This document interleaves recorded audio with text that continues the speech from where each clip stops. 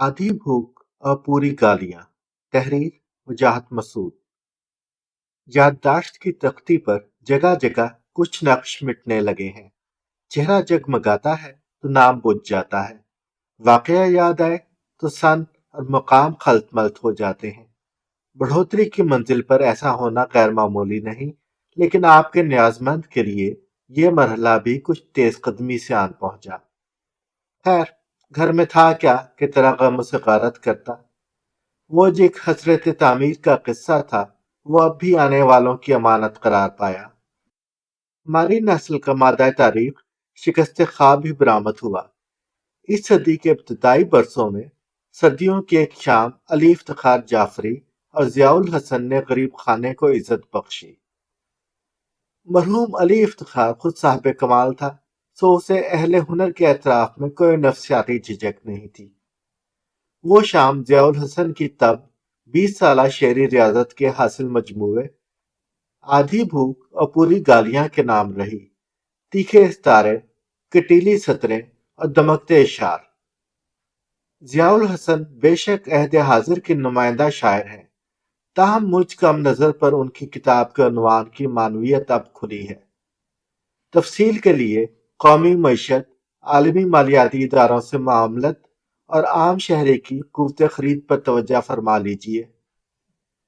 पाकिस्तान में हर तालिब इल्म इब्तदाई दर्जों ही में इस बयान को हिर्ज़ जान बना लेता है कि पाकिस्तान एक ज़रई मुल्क है। आज इस बयान का कुछ जायजा लिया जाए।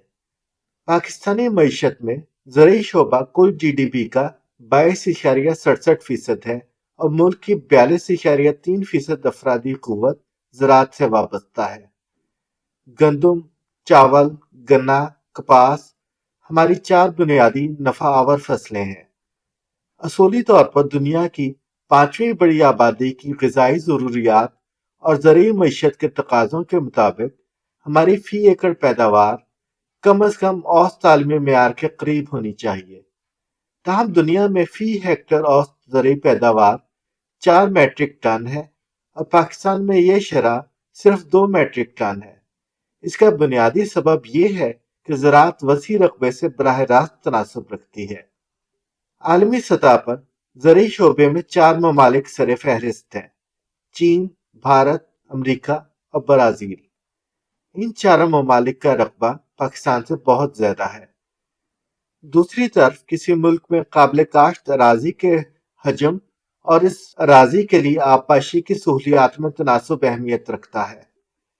पाकिस्तान में सिर्फ 28% काबिल काश्त अराजी तक आबपाशी की सहूलत मौजूद है। दूसरी तरफ भारत में काबिल काश्त अराजी के 80% हिस्से तक पानी की रसाई मौजूद है। पाकिस्तान में अमूमी बुलंद दर्जा हरारत के बायस काश्तकारी के लिए ज्यादा पानी दरकार होता है। काश्तकार कुदरती आबपाशी की अदम मौजूदगी में ज़रई ट्यूबवेल पर इन्हिसार करते हैं, लेकिन बिजली की फराहमी में बार बार तातुल भी आता है और बिजली की कीमत भी काश्तकार की इस्तात से ज्यादा है। आबपाशी के नाक़िस बंदोबस्त के बायस हर बरस लाखों टन काबिल इस्तेमाल पानी बहरे अरब में ज़ाय हो जाता है। काश्तकारी के जदीद तरीकों से फायदा न उठाना भी ज़रई पैदावार में कमी लाता है। 60 की दहाई के बाद ज़रई टेक्नोलॉजी में काबिल जिक्र बेहतरी नहीं आई और मयारी बीज दस्तयाब नहीं। इस पर तुर्रा ये कि खेत से मंडी और बंदरगाह तक फसल पहुंचाने में आधी से ज्यादा ज़रई याफ्त ज़ाय हो जाती है।